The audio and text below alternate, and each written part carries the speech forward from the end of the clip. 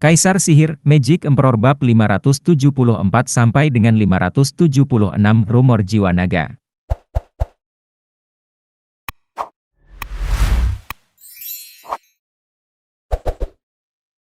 Tuan, kamu kembali.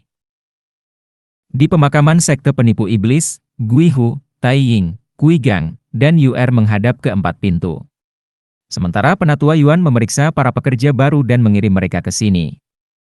Pemakaman yang tadinya terpencil dan menakutkan telah menjadi tempat yang populer bagi para pekerja yang bersemangat.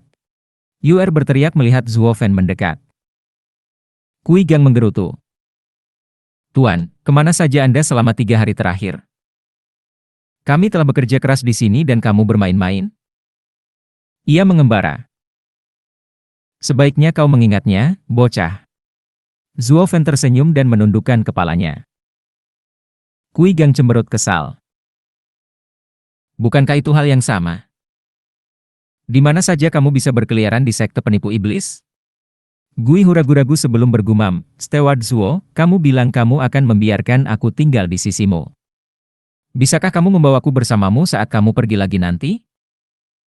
Hahaha, aku tahu maksudmu tapi kali ini berbeda. Zuo Fen menyeringai. Selain mendapatkan 2 tetua, dia menggunakan beberapa hari terakhir ini untuk mengunjungi murid terkenal lainnya yang ditunjukkan Kui Lang dan Yuling. Perburuan liar telah menjadi hal yang mudah baginya. Mengetahui alasan masing-masing pihak dengan baik. Dan selain itu semua, mendapatkan murid memiliki dampak yang jauh lebih besar daripada beberapa orang kuno.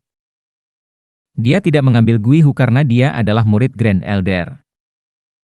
Sementara pria itu datang kepadanya untuk berlatih dalam pertemuan naga ganda, dia lebih memilih bermain aman ketika harus menarik karpet dari bawah pihak lain. Guihu memahami alasannya dan mengangguk. Penatua Yuan angkat bicara, pelayan Zuo, selama beberapa hari terakhir, barisan murid dalam dan luar telah menipis. Tidak penting.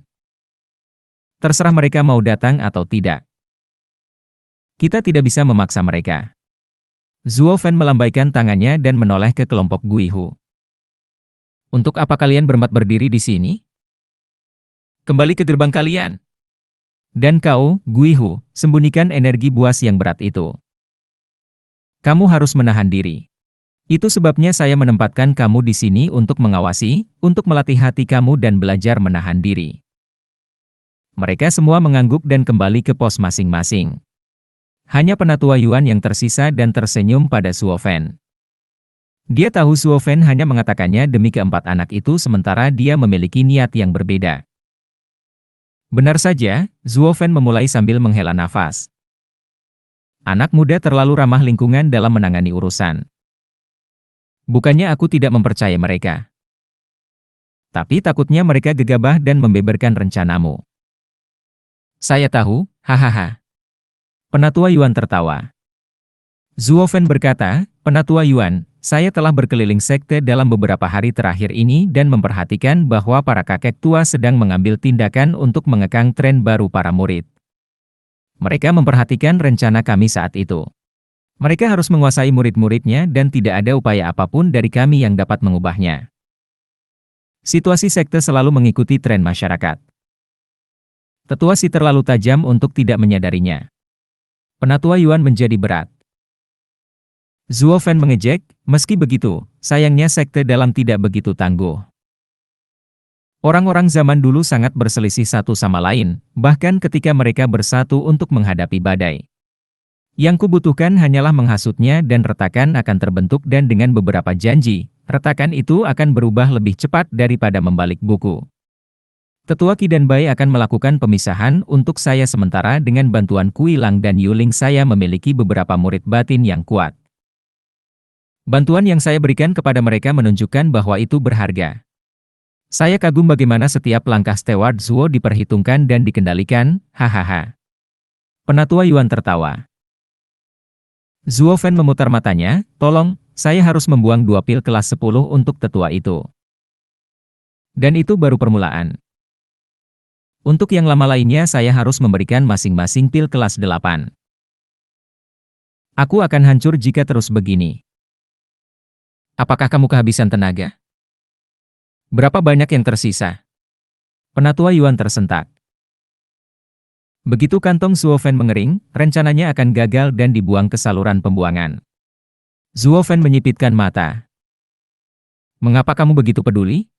Anda pikir saya tidak tahu bahwa setelah memberitahu Anda bahwa saya dapat membesarkan sekte, detik berikutnya Xie Weiwei datang menyuruh saya melakukannya. Kamu pikir aku bodoh?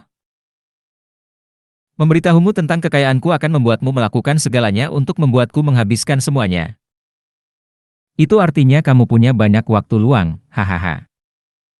Besar. Penatua Yuan mengangguk dan tersenyum seperti musang.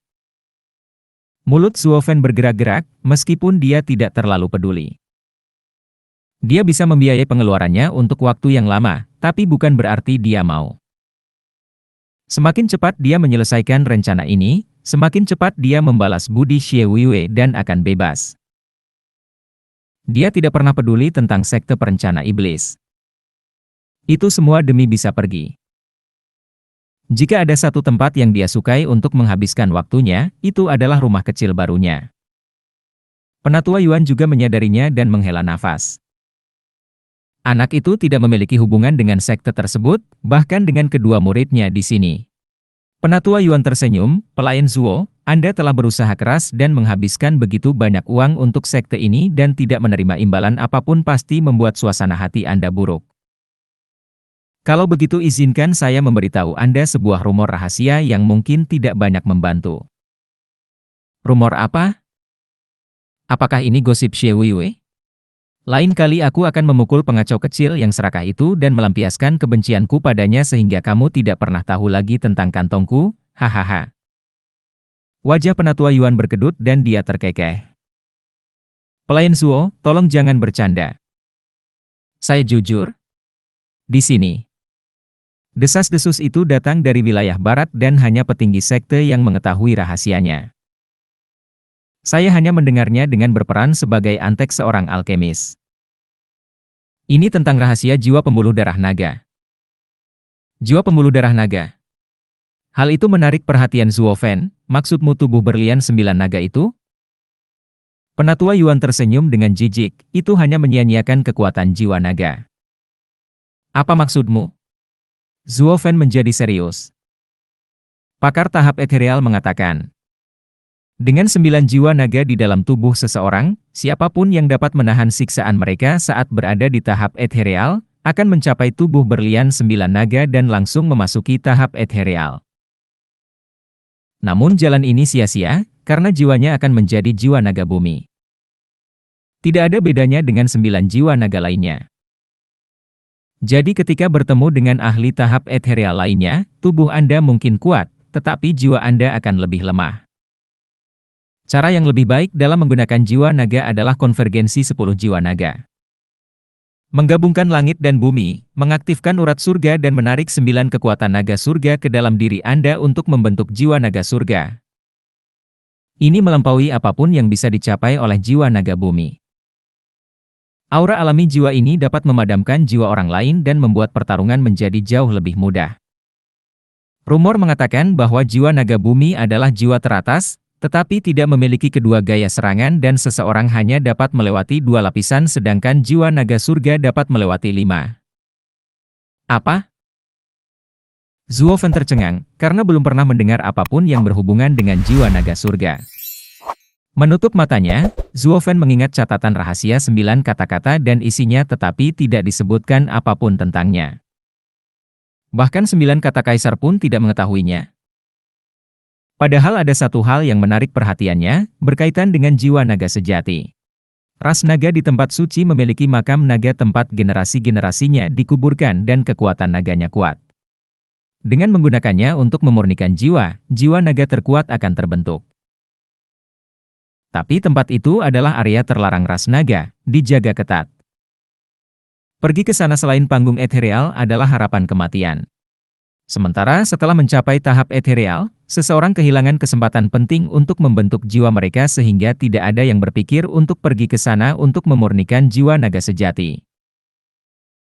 Tetapi dari kata-kata Penatua Yuan, jiwa naga surga ini terdengar seperti jiwa yang terbentuk dari penyempurnaan kekuatan makam naga. Saya tidak bisa mencurinya di domain suci tetapi saya bisa mencurinya di domain fana. Penatua Yuan tahu dia bingung dan melanjutkan. 10 naga membuka langit dan memberi seseorang waktu untuk memasuki tahap ethereal. Meskipun tubuh intan 9 naga tidak memiliki ketangguhan, itu tidak menjadi masalah ketika jiwa adalah yang terpenting di tahap ethereal. Di wilayah barat tempat kita berada, hanya naga ganda agung dari sekte naga ganda yang berhasil mencapai jiwa naga surga. Naga ganda yang agung? Zuo Fan mengangkat alisnya, sepertinya itu ada hubungannya dengan pertemuan naga ganda. Penatua Yuan mengangguk, hahaha, pertemuan naga ganda adalah sesuatu yang diadakan oleh Istana Naga Ganda. Anda akan mengetahui pentingnya hal ini pada waktunya. Naga ganda tetua adalah pemimpin sekte naga ganda. Baik itu tubuh berlian 9 naga, atau 10 naga pembuka langit, semuanya berasal dari mereka. Ini adalah sumber seni bela diri tertinggi di wilayah barat. Menyebut mereka sebagai yang teratas di wilayah barat bukan tanpa alasan. Kalau begitu, bagaimana dengan Dan Qingshen? Bukankah dia yang terbaik di wilayah barat? Zuo Fan bertanya. Penatua Yuan menggelengkan kepalanya. Bagaimana jika saya memberitahu Anda bahwa Dan Qingshen adalah satu-satunya murid tetua naga ganda? Dan Qingshen berasal dari Double Dragon Manor? Keduanya adalah visioner yang tidak pernah menerima murid. Bahkan bagi talenta dunia lain, yang mereka lakukan hanyalah membimbing mereka. Satu-satunya pengecualian adalah Dan Qingshen, si jenius yang terlihat setiap 10 milenium sekali, kepada siapa mereka mencurahkan hati dan jiwa mereka untuk mengajar. Dia melampaui gurunya dan menjadi yang terbaik di wilayah barat. Tetapi karena perselisihan yang membuat wilayah barat menjadi kacau, Dan Qingshen pergi tanpa sepatah kata pun. Itu sebabnya yang terbaik di wilayah barat adalah naga ganda yang dimuliakan. Penatua Yuan menghela nafas, naga ganda yang agung mungkin bahkan tidak ingin gelar ini kehilangan murid yang luar biasa sehingga mereka mungkin tidak akan pernah bertemu lagi. Zuo Fan menatap Penatua Yuan dan mengangguk. Hanya sedikit dari mereka yang bisa melihat berlian secara kasar. Meskipun orang yang benar-benar memperhatikan bakat mungkin tidak akan menemukan permata yang paling mempesona dari semuanya. Sebagai seorang master, Zuo Fan memahami keinginan untuk mewariskan warisan seseorang. Penatua Yuan menenangkan kesedihannya dan berkata, "Pelayan Zuo, dengan melihat jiwa naga bumi pada dirimu terakhir kali, aku menduga kamu ingin mencapai 10 naga pembuka langit. Bahayanya besar dan bahkan jiwa Anda mungkin berisiko dimusnahkan oleh kekuatan naga, tetapi dengan bakat Anda bisa mencobanya. Beruntung Anda berada di tahap surga yang mendalam dan memerlukan waktu untuk mencapai tahap ethereal. Kumpulkan saja 10 jiwa naga." Aku sudah mendapatkan 9. Zuo Fan menggaruk kepalanya. Penatua Yuan terperangah, kamu memiliki 9 jiwa naga bumi. Semua tersimpan di tubuhku. Sekarang yang harus saya lakukan adalah mendapatkan yang ke-10 dan melihat apakah 10 naga pembuka surga itu sepadan. Zuo Fan mengusap dagunya sambil berpikir, mengabaikan tatapan tidak percaya dari Penatua Yuan saat dia berkata. Kamu memiliki 9 jiwa naga di dalam dirimu namun kamu masih belum memurnikannya? Apakah kamu tidak takut dilahap? Oleh siapa, reptil pengecut itu? Zuo Fan mendengus dan memperlihatkan api biru. Penatua Yuan, aku sudah memberitahumu sebelumnya, api jiwa ini menargetkan jiwa. Saya hanya menggunakannya untuk mengubah reptil itu menjadi cacing tanah kecil yang lemah lembut. Anda mungkin juga mengatakan itu disegel. Zuo Fan menyeringai dan Penatua Yuan terdiam. 9 jiwa naga yang hebat benar-benar kedinginan di tubuhnya. Itu sama dengan mengurung 9 naga. Tidak peduli seberapa kuat kandangnya, mereka akan tetap menyerang seperti binatang buas dan mencabik-cabikmu dari dalam. Namun Zuo Fan menyuruh mereka berdiri di sudut seperti anak domba yang lemah. Penatua Yuan masih belum sadar. Api biru apa yang bisa memadamkan jiwa naga bumi yang mematikan? Saya mendapatkannya kembali di Tianyu, dari seseorang yang berlatih tubuh berlian 9 naga. Saya sedang mempertimbangkan untuk menggunakan tubuh berlian 9 naga untuk memasuki tahap ethereal tetapi mengabaikan pemikiran itu karena membuat kultivasi saya tidak stabil. Sekarang setelah aku mendengar tentang 10 naga yang membuka langit, aku hanya bisa bersukacita atas keputusan tepatku untuk menunggu. Zuo Fen tersenyum. Penatua Yuan mengangguk dan menghela nafas. Steward Zuo, rabun dekat Anda melebihi apa yang saya tahu. Aku sudah lama memasuki tahap ethereal jika aku jadi kamu. Wah, terima kasih. Zuo Fen merasa jauh lebih bebas sekarang. Di kehidupan masa lalunya, dia tidak pernah berpikir untuk mencapai jiwa naga surga. Tetapi sekarang dia memiliki jiwa naga, keberuntungannya benar-benar luar biasa. Dalam 2 minggu, sebuah peristiwa mengejutkan membuat sekte perencana iblis terguncang. Tetua Qi dan Tetua Bai serta ratusan orang tua mengajukan petisi kepada Xie Weiwei agar dipindahkan ke kantor tenaga kerja untuk mengawasinya. Murid-murid mereka juga mengikuti. Tetua Xi menderita pukulan telak, mendapati dirinya berada di sekte dalam dengan sepertiga dari kekuatan aslinya. Hal ini diikuti dengan banyak murid dalam yang dikenal meminta pemimpin sekte untuk meninggalkan guru pembunuh murid brutal mereka ke kantor tenaga kerja. Jumlahnya ribuan. Permintaan para murid dan orang-orang lama adalah berita yang meledak-ledak, menghancurkan kesepakatan lama sekte dalam untuk bekerja sama. Kedamaian telah berlangsung selama 2 minggu dan kemudian runtuh begitu cepat sehingga faksi Tetua Xi tidak punya cara untuk membalas. Xie Weiwei sangat gembira. Suasana hatinya yang masam dan pemarah meningkat saat dia mencap permintaan tersebut dengan stempel persetujuannya. Ekspresi pusing yang datang darinya berteriak, "Akulah dalangnya." Karena dia tidak pernah menunjukkan senyum cerah kepada siapapun. Itu hanya membuktikan betapa benarnya mereka dalam mengambil kursus ini. Dengan pemimpin sekte di belakang mereka, mantan majikan mereka tidak dapat menyentuh mereka. Tren baru sekte dalam begitu ganas sehingga menulari sekte luar juga dan para murid bergerak ke kantor tenaga kerja dengan tangan terbuka tanpa menghiraukan campur tangan eksekutif. Hal ini mengakibatkan para eksekutif terpecah menjadi 2 kubu, pro-migrasi dan menentangnya. Sekte ini berada di ambang perang. Apa yang tadinya merupakan sebuah kelompok yang bersatu demi kebaikan dan kemaslahatan bersama, sebagian dari mereka lepas begitu saja meninggalkan sisanya. Retakan. Sepotong indah Tiongkok tergeletak di sana berkeping-keping, menderita murka Tetua Xi, Tetua Qi, Tetua Bai, sialan mereka semua. Mereka membuang kami semua dan pergi ke kantor perburuhan sialan itu di depan umum. Naik turunnya sekte dalam bergantung pada kita semua. Keduanya mungkin membenci kita, tetapi mereka tidak sebodoh itu jika tidak melihat gambaran yang lebih besar. Lalu kenapa? Renung Grand Elder. Wajah Tetua Xi menunjukkan kemarahan, terengah-engah dan bingung bagaimana hal ini bisa terjadi.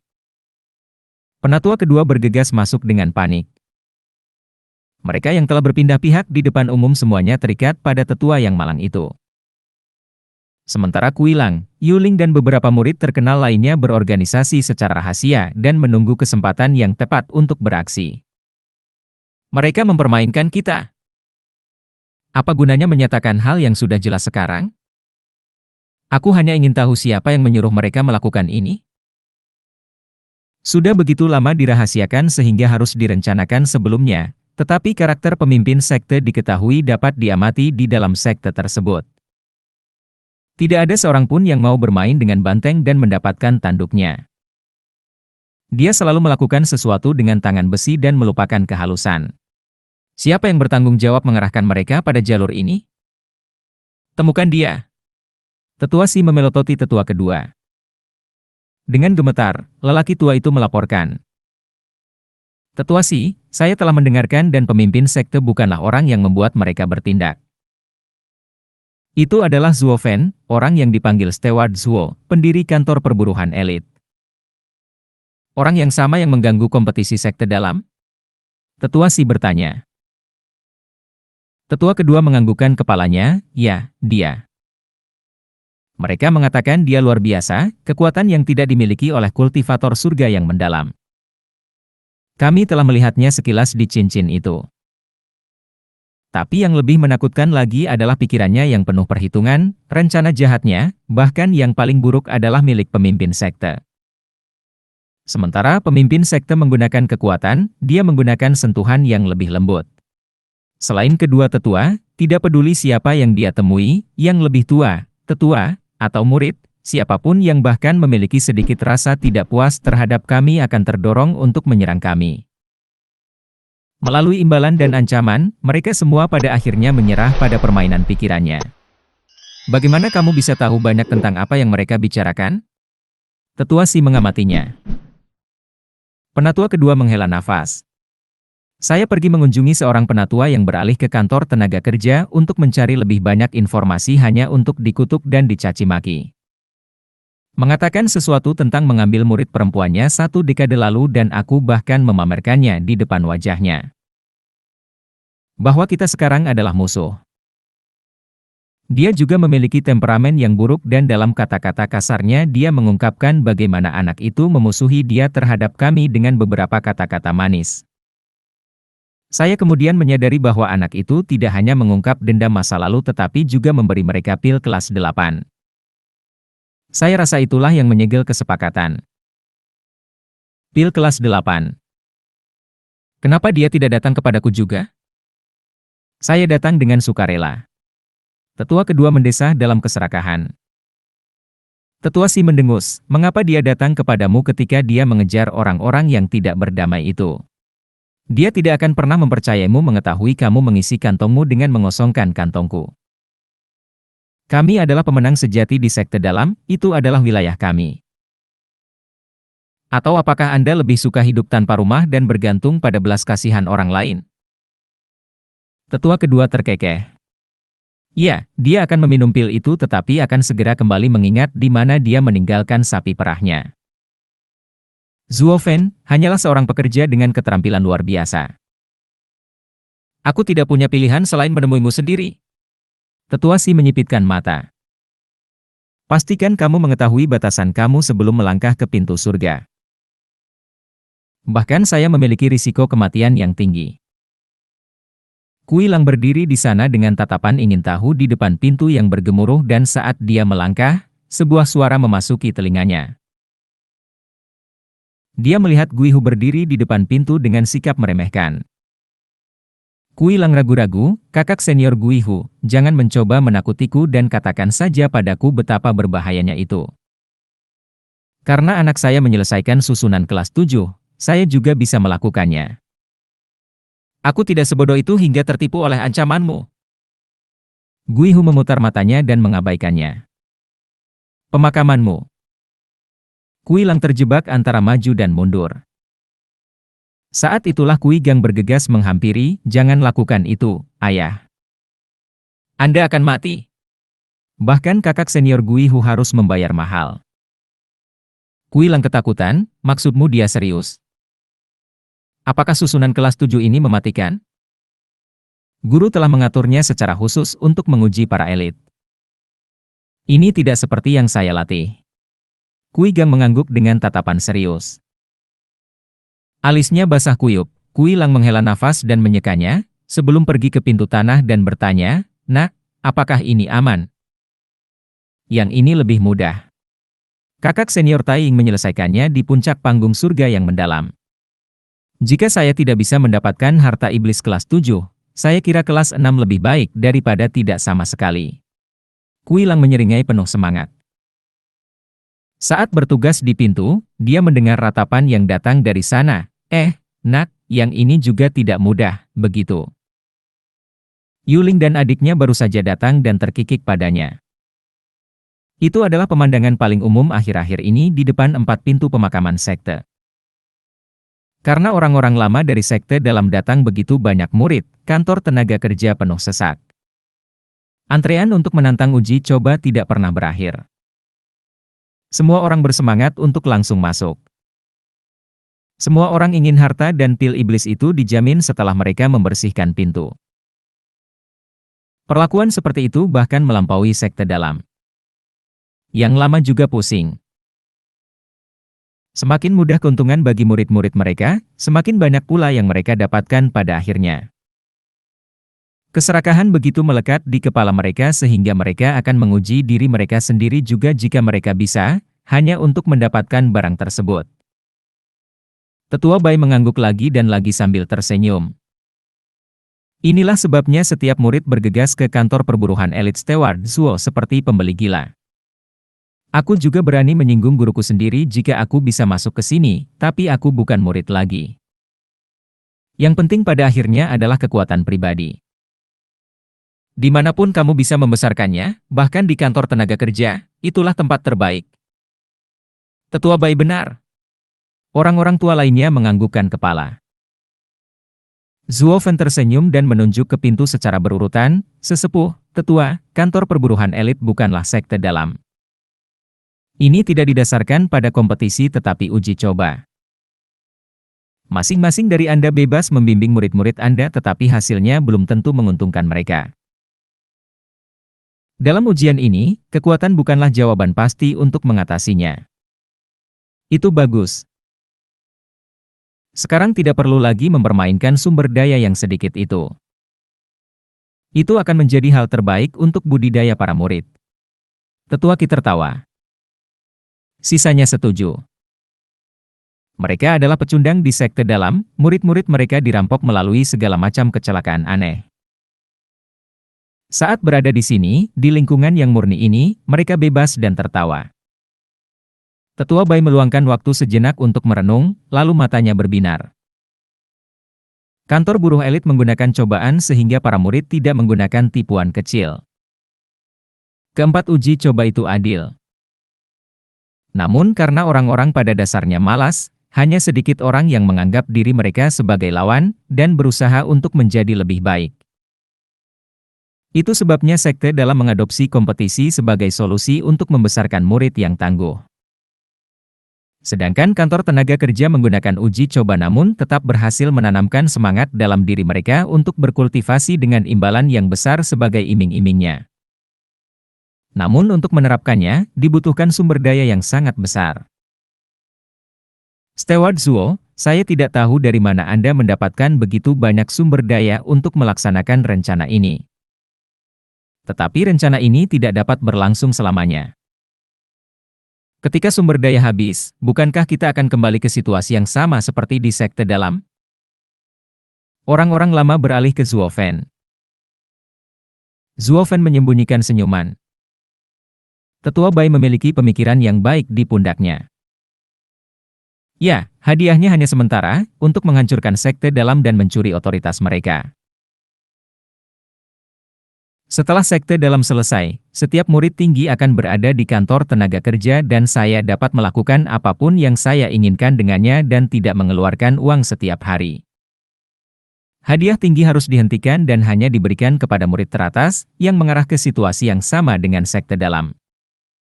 Dan tidak ada masalah di punggungku. Misinya akan selesai dan dia akan bebas pulang. Kenapa dia menyia-nyiakan sekte ini? Dia tidak bodoh, atau anjing pemburu kemuliaan. Teman-teman, ini bukan hal yang perlu kamu khawatirkan, tapi pemimpin sekte. Meski begitu, meskipun sampai pada titik itu, Anda tidak akan kehilangan apapun, namun tetap menang. Bukankah kamu yang pertama bergabung dengan kami? Zuo Fen mencibir. Hati mereka menjadi dingin dan memahami maksud Zuo Fen, terlihat dari senyuman samar itu. Jadi bagaimana jika itu menjadi sekte dalam? Mereka disingkirkan di sekte dalam, dan tetua Qi mengambil segalanya untuk dirinya sendiri. Tapi di sini mereka adalah bosnya, mereka akan mendapat bagian terbesar. Mereka akan menjadi tetua Qi. Mereka tertawa dalam hati dan membungkuk, pelayan Zuo bijaksana melebihi usianya. Pemimpin sekte memilih kandidat yang sempurna untuk pekerjaan ini. Terima kasih, terima kasih. Zuo Fen membalas isyarat itu dengan rasa jijik yang tersembunyi. Dia tidak pernah menganggap dirinya sebagai bagian dari kerumunan sekte dan tidak memiliki keraguan tentang kemana arah sekte penipu iblis.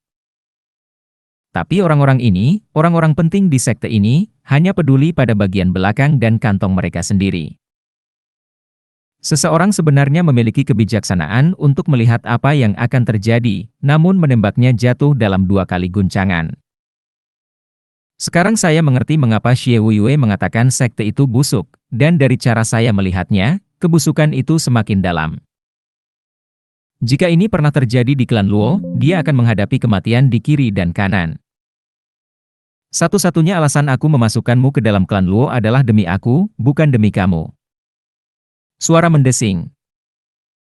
Sesosok putih memasuki mata mereka. Tetua Bai berseru, "Tetua Agung, mengapa Anda ada di sini?" Guihu melihat dari kejauhan.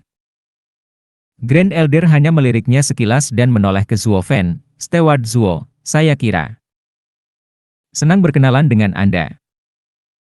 Saya adalah Tetua Agung dari Sekte Perencana Iblis yang ingin mendiskusikan sesuatu dengan Anda. Bolehkah kita pergi ke tempat yang lebih pribadi?" Steward Zuo, orang tua ini pasti merencanakan sesuatu.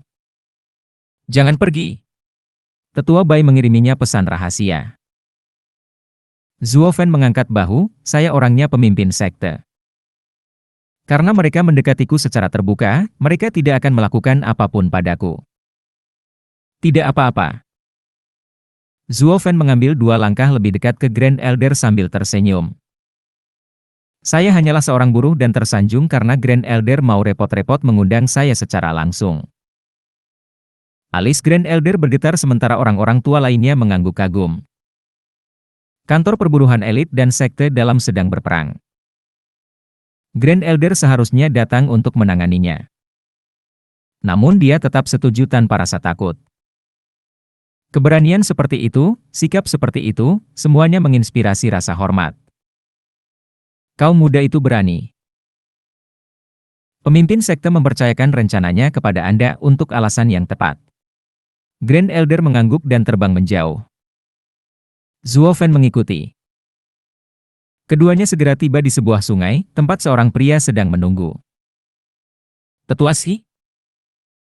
Kenapa kamu bisa memintaku untuk beristirahatlah?" Zuo Fen menangkupkan tangannya dan Tetua Xi memotongnya. "Kamu hanyalah pion Xie Wuiyue, umpan meriam yang bisa dibuang. Mengapa kamu bersikeras untuk mengambil sisi buruk setiap orang terhormat dan sesepuh? Itu hanya akan merugikanmu untuk masa depanmu di sekte ini." Zuo Fen menangkis. "Apakah saya seharusnya menyinggung pemimpin sekte? Akhir hidupku akan datang lebih cepat." Ketidaktahuan masa muda. Menurutmu Xie Wuiyue dapat membantumu? Salah, dia hanya membiarkanmu menanggung akibatnya. Tetua Xi berkata, "Dengan mendirikan kantor perburuhan elit, kamu telah membuat setiap sesepuh dan tetua menjadi musuh. Meskipun Xie Wuiyue akan menggunakanmu untuk mengambil semua kekuatan kami, dia masih membutuhkan kami untuk mengelola sekte ini. Menurut kamu bagaimana dia akan meredakan kemarahan kita? Dia akan melemparkanmu ke serigala, nasib yang sungguh tragis." Zuo Fen merenung dan tertawa terkekeh-kekeh, "Apakah aku masih hidup? Pikirkan lagi." Tetua Xi menyipitkan mata dan meledak dengan kekuatan, menyelimuti Zuo Fen dengan rasa haus darah yang tak ada habisnya.